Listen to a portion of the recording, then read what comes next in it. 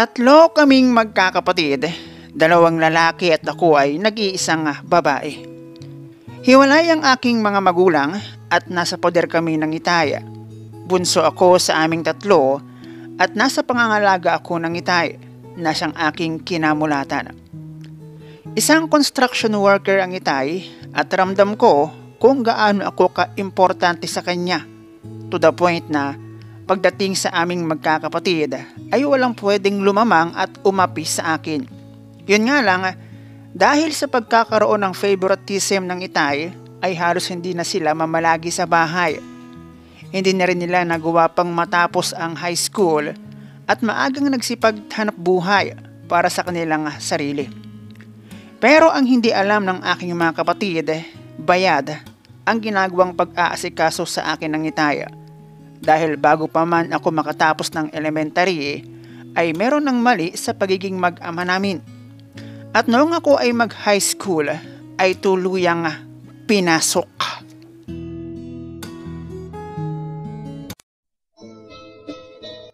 Hello guys and welcome dito sa Kasgul TV. At syempre, kung ikaw ay bago dito sa akin channel at trip mo ang ganitong klase ng kwento, palike and subscribe naman dyan.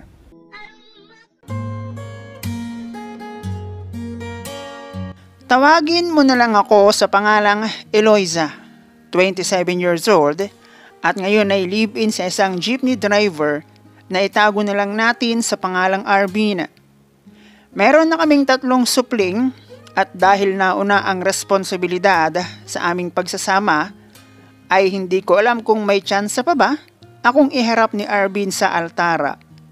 Hindi biro ang magkaroon ng tatlong anak, na ngayon ay dumaranas kami ng matindihang paghihigpit ng sinturon at malayo pa ang aming lalakbayin bilang isang pamilya.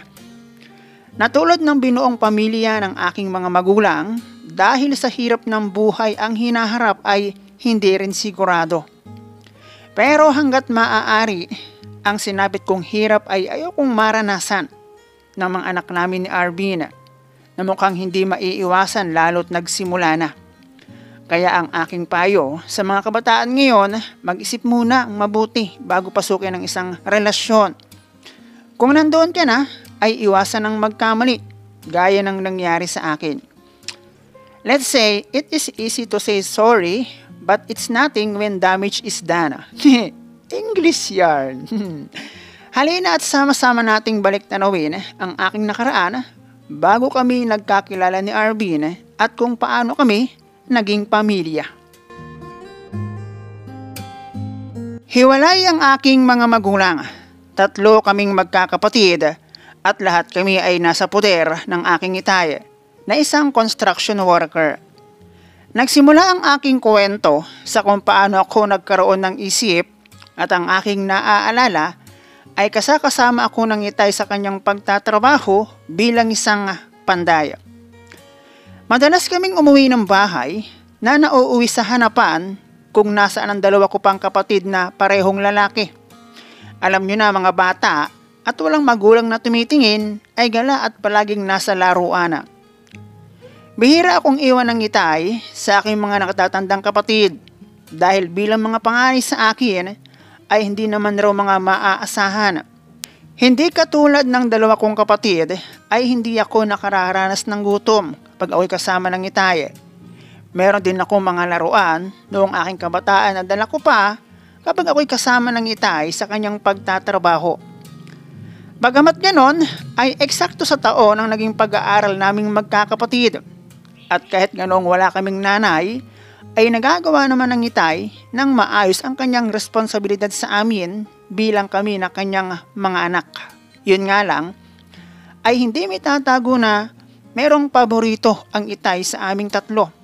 Bagay na sa pagtagal ay hindi napagtiyaga ng aking dalawang kapatid na siyang naging dahilan upang tuluyang lumayo ang loob ng dalawa kay Itay.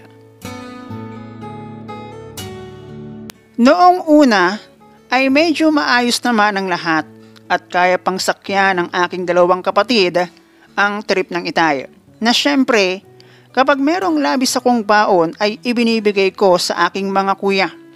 Pero sa pagtagal ay pansin ko rin na para bang ibang tao na ang tingin ng Itay sa aking mga kapatid. At umabot sa puntong ang Itay ay hindi na nag-aalala sa aking mga kuya. Ang pagiging paborito ng Itay ay masasabi kong hindi ko na rin nagugustuhan dahil kung minsan ay kailangan ko lang magbulag-bulagan para hindi ko maramdaman ang nakikita kong hindi parehong pagtrato ng Itay sa aming magkakapatid. Masakit para sa akin ang ginagawa ng Itay sa mga kapatid ko at hindi ko lang masabing stop na o tama na ang ganoong pagtrato ng Itay kina kuya.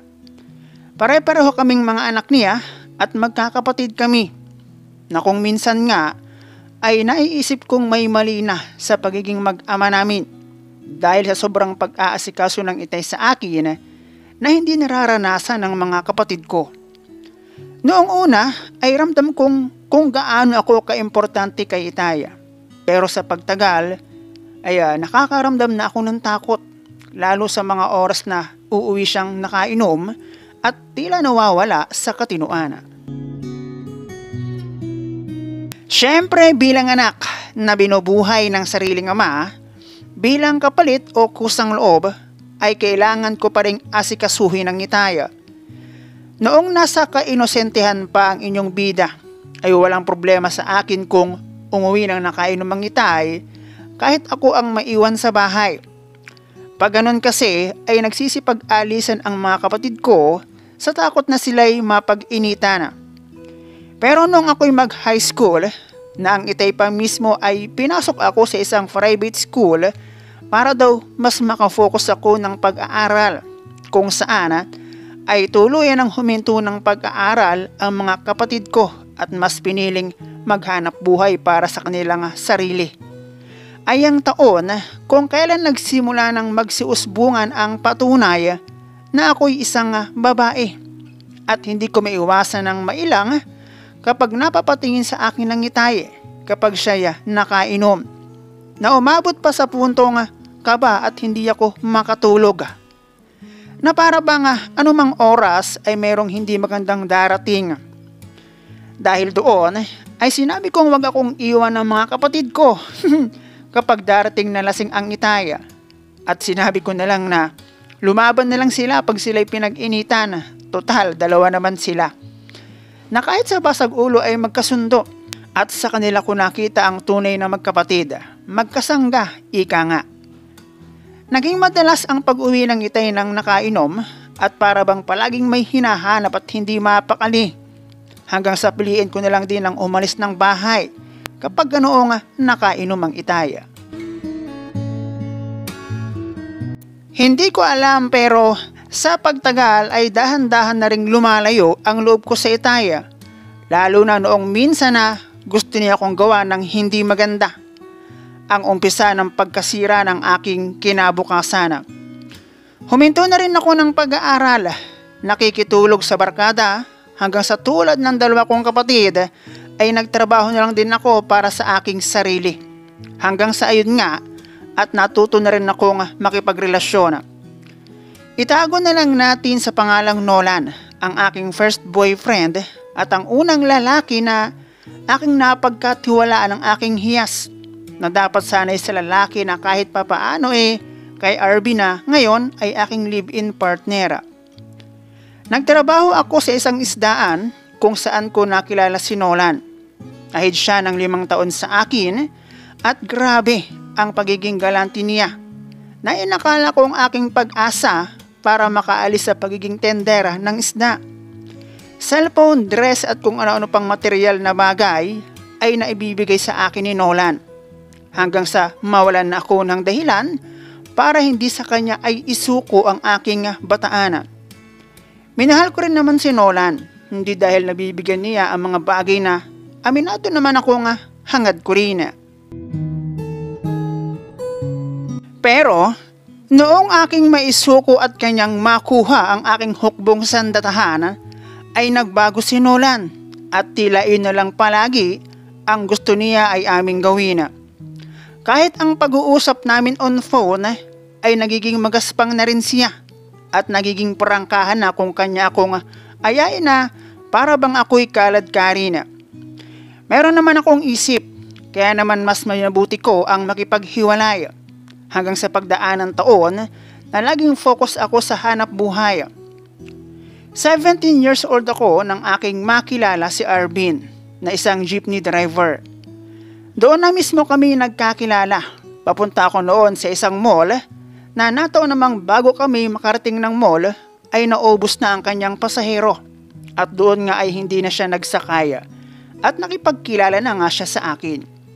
Nagkaroon kami ng palitan ng contact number.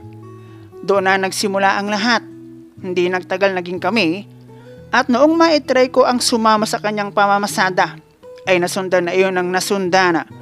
Hanggang sa isang gabi ay napapayag niya akong magbayad kami ng space para sa alam nyo na yon.